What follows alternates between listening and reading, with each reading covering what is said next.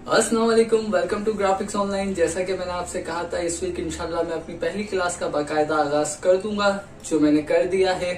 तो जनाब, आज है हमारी पहली क्लास एडोबी इलस्ट्रेटर की, जिसमें मैं आपको बताऊंगा एडोबी इलस्ट्रेटर के इंटरफेस के बारे में और किस तरह हम अपनी न्यू फाइल को क्रिएट कर सकते हैं, उसकी डिटेल में आपको बताऊंगा। बहुत ही मैं तसल्ली से आराम आराम से आपको समझाऊंगा, ताकि अगर मेरे इस चैनल पे किड्स अगर ग्राफिक्स सीखना चाहते हैं, छोटे बच्चे, तो वो बड़ा मैं डिटेल में उसे समझाने जा रहा हूँ। मिस नहीं कीजिएगा मेरी बात को, मेरी क्लास को। मैं बहुत कोशिश करूंगा कि आप मेरी बात समझ सकें और मैं आपको अपनी बात समझा सकूं।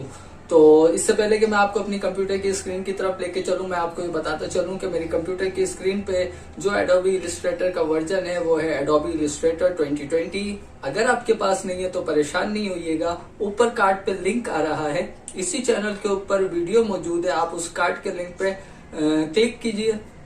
सिंपल उस वीडियो पे जाइए, डिस्क्रिप्शन को ओपन कीजिए, जो कि वीडियो के नीचे डिस्क्रिप्शन में आ रही होगी, वहां सिंपल क्लिक कीजिए, डाउनलोड कीजिए, इंस्टॉल कर लीजिए। बहुत ही इजी है, सिंपल है, कोई ऐड वगैरह का चक्कर नहीं है। ठीक है जनाब, तो चलते हैं अपनी कंप्यूटर स्क्रीन की तरफ और देखते हैं अपनी क्लास नंबर 1 एडोबी इलस्ट्रेटर।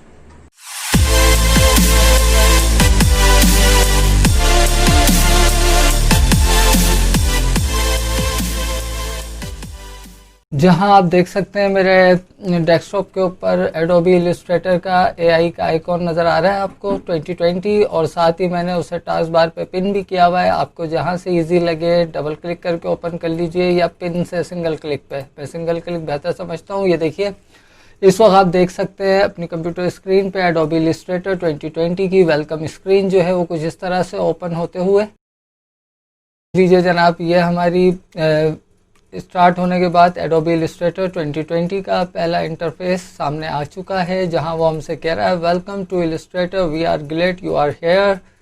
उसे खुशी है हमें इलस्ट्रेटर इस्तेमाल करते हुए देखकर। किसे? इलस्ट्रेटर को। हमारे नीचे वो कह रहा है लेट्स क्रिएट ब्रिलियंट ग्राफिक्स, मतलब वो यहाँ कह रहा है कि चलिए बनाते हैं कुछ brilliant graphics, make logo, icons, drawing, typography, illustrations and more. कह रहा है लोगो बनाइए, आइकॉन बनाइए, ड्राइंग बनाइए, टाइपोग्राफी कीजिए, इलस्ट्रेशन कीजिए। क्योंकि ये एक वेक्टर बेस्ड सॉफ्टवेयर है, तो उसने थोड़ा सा अपना यहाँ ही इंट्रो आपको दे दिया है कि लोगो, आइकॉन, ड्राइंग और टाइपोग्राफी के लिए this is best software.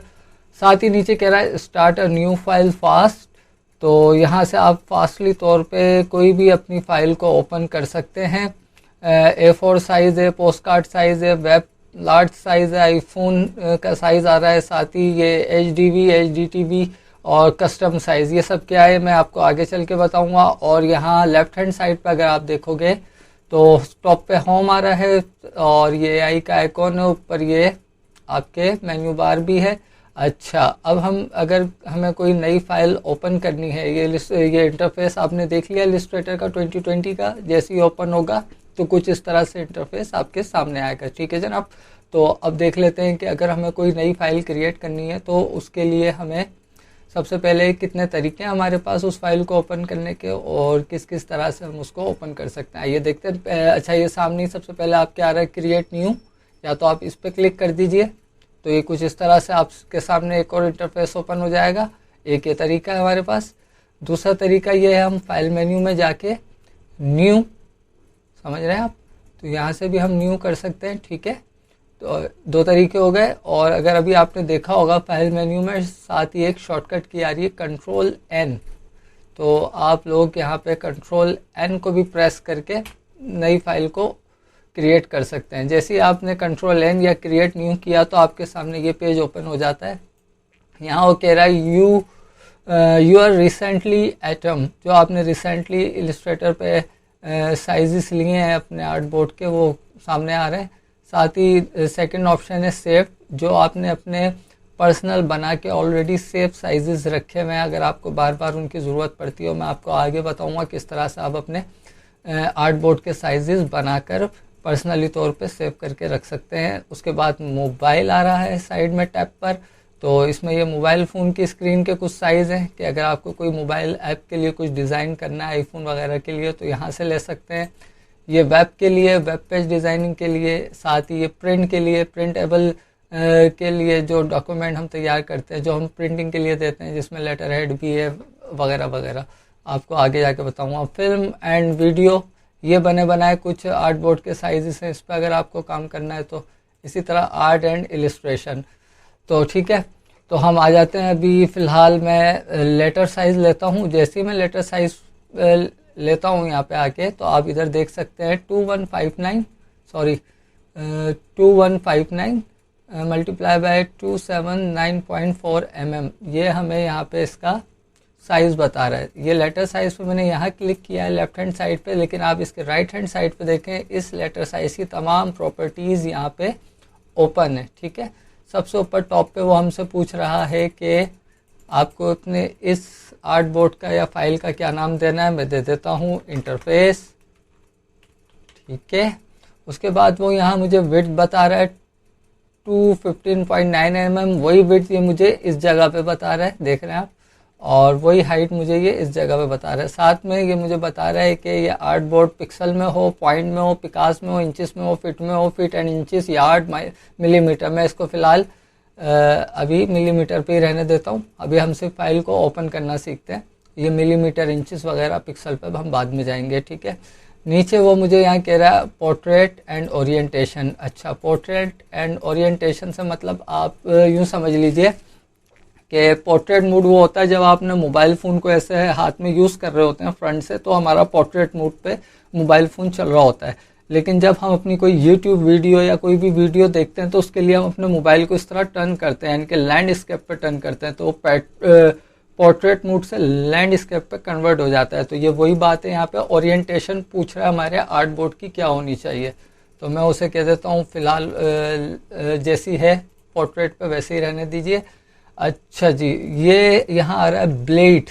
Blade क्या होता है मैं अभी आपको यहाँ स्किप कर रहा हूँ, बताऊँगा ज़रूर, लेकिन रफली सा आइडिया दे दूँ। ये ब्लेड एरिया हमसे मांगता है जब भी हम कोई चीज़ प्रिंटिंग के लिए डिज़ाइन करते हैं, जैसे लेटर हेड हो गया, विजिटिंग कार्ड हो गए, तो प्रिंटिंग पे देने से पहले हम जो अपनी तमाम डिज़ाइनिंग करते हैं वो एक ब्लेड एरिया डिफाइन कर देते हैं अपने साइज़ के ऊपर, ताकि जब हमारा काम प्रिंटिंग पे जाए तो ब्लेड एरिया जो है उसके अंदर अंदर हमारा काम हो, ताकि अगर कटिंग क्रॉपिंग में अगर कुछ हिस्सा कटिंग में आ भी जाता है तो हमारा जो वर्क एरिया है वो ख़राब ना हो। तो ब्लेड एरिया इसलिए होता है, मैं आपको आगे डिटेल में समझाऊंगा। नीचे कलर मूड आ रहा है CMYK से आप लोग वाकिफ़ ही हैं, सियान, मजेंडा, येलो, ब्लैक।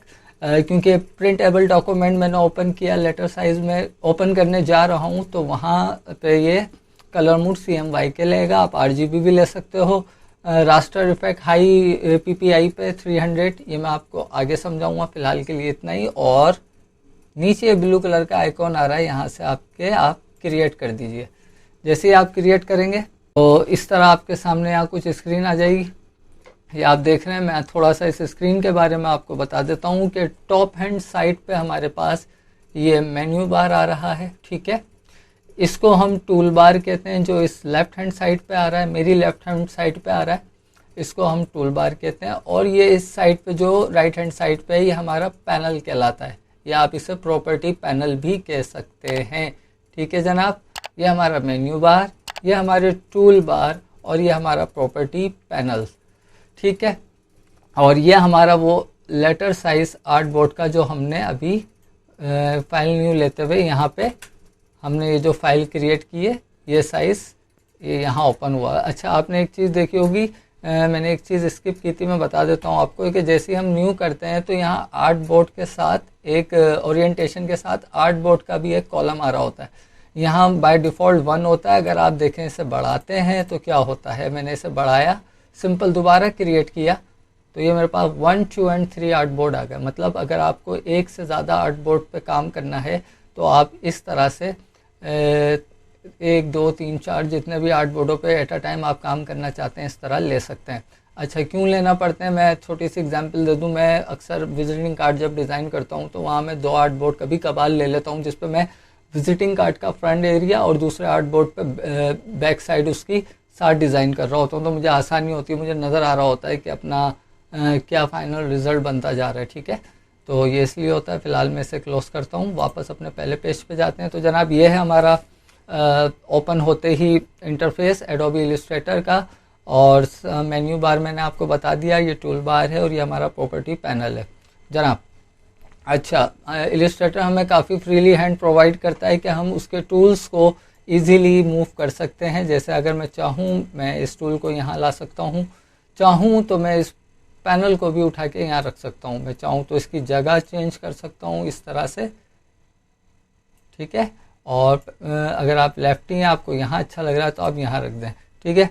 तो इस तरह आप इलिस्ट्रेटर के टूल बार को भी फ्रेंडली तरीके से इधर से उधर मूव कर सकते हैं इजीली। अच्छा, एक ये सहूलत हमें इलिस्ट्रेटर देता है, साथ ही अगर हम इसको दोबारा इसकी जगह पे ले जाते हैं, इसको मैंने यहाँ रख दिया और इसको मैंने यहाँ रख दिया। अब देखें, अगर आपका हाथ इतना परफेक्ट नहीं है, अभी आप बिगनर हो, उसे सही तरह प्रॉपरली एडजस्ट नहीं कर सकते टूल बार को उनकी जगहों पे, मैं कर सकता हूँ लेकिन मैं आपको अभी करके नहीं बता रहा था। मैं बता दूं कि मैं कर सकता हूँ सिर्फ समझाने के लिए। अब आपसे सेट नहीं हो रहा, आपका हाथ अभी इतना फ्रीली इस पर वर्क नहीं कर रहा, तो आप किस तरह से करोगे? आप सिंपल कुछ नहीं करोगे, आप ये मेन्यू बार में यहाँ आप देख रहे हैं ये सामने इसेंशियल लिखा आ रहा है, ठीक है। इस इसेंशियल पे ड्रॉप डाउन कीजिए, सारे ऑप्शन छोड़ दीजिए, सब ये थर्ड लास्ट आ रहा है आपके पास रीसेट इसेंशियल। जैसे ही आप इस पर क्लिक करोगे तमाम टूल बार और पैनल अपनी अपनी जगह पे जाकर ओके हो जाएंगे, मतलब फिर फिक्स हो जाएंगे। तो एक ये तरीका है, और आप मैनुअली भी उसे ड्रैग एंड ड्रॉप कर सकते हो। साथ ही हमारे कुछ टूल आ रहे हैं। अच्छा, इन टूल्स के अंदर आप देख रहे होंगे जैसे कि ये टूल है, ये हमारा सिलेक्शन टूल, इसके नीचे डायरेक्ट सिलेक्शन टूल, लेकिन डायरेक्ट सिलेक्शन टूल के नीचे आप देख रहे हैं ये एक छोटा सा रेक्टेंगल यहाँ वाइट कलर का इस नज़र आ रहा है। तो इसका क्या मतलब है कि यहाँ से ये इसको आप मज़ीद एक्सपेंड कर सकते हैं। जैसे मैं इस पर क्लिक करके रखूँगा तो इसके मज़ीद मोर ऑप्शन हमारे सामने आ जाते हैं, ठीक है। तो जहाँ भी आपको अपने टूल बार में इस तरह से ये कॉर्नर पे ये राइट हैंड साइड बॉटम में ये ट्राइंगल शेप एक नज़र आए तो समझ जाइएगा कि मज़ीद इसमें टूल मौजूद हैं, ठीक है। अच्छा, एक तो ये आपको टूल बाय डिफ़ॉल्ट इस तरह से नज़र आएंगे।